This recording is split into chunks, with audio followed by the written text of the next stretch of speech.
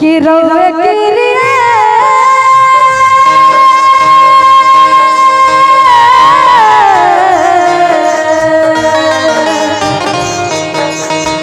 रोवे किरिया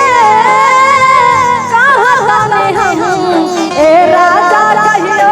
हुर खाके मार जाई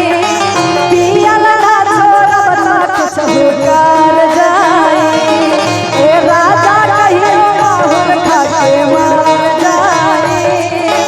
पियल ना छोड़ब ता कुछ हुकार जाई।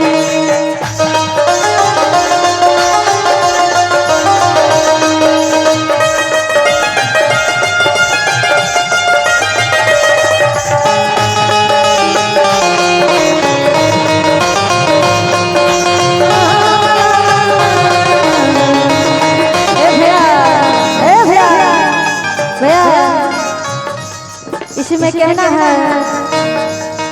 दिल ले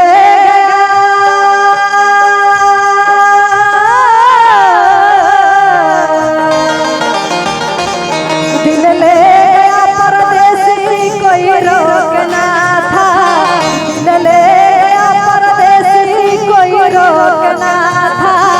क्या होगा होगा होगा मेरा सोचना था क्या होगा होगा होगा मेरा सोचना था क्या होगा होगा मेरा सोचना था क्या होगा मेरा सोचना था दिल ले परदेसी कोई रोकना था क्या होगा होगा होगा मेरा सोचना था क्या होगा होगा होगा मेरा सोचना था ये राजा कहियो हुर खाके मार जाई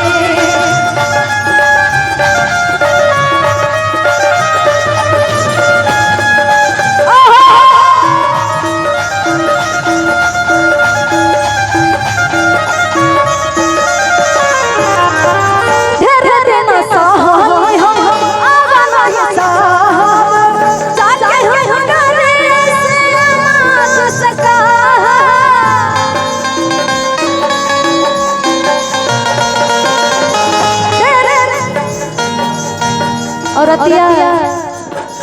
बड़ा दुख दर्द से कह रही है क्या ढेर दिन सहल हम अब नहीं सहल जाके सारा रात हम आवाज सका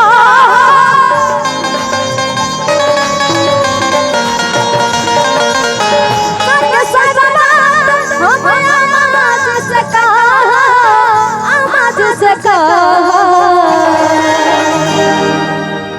रहन रहे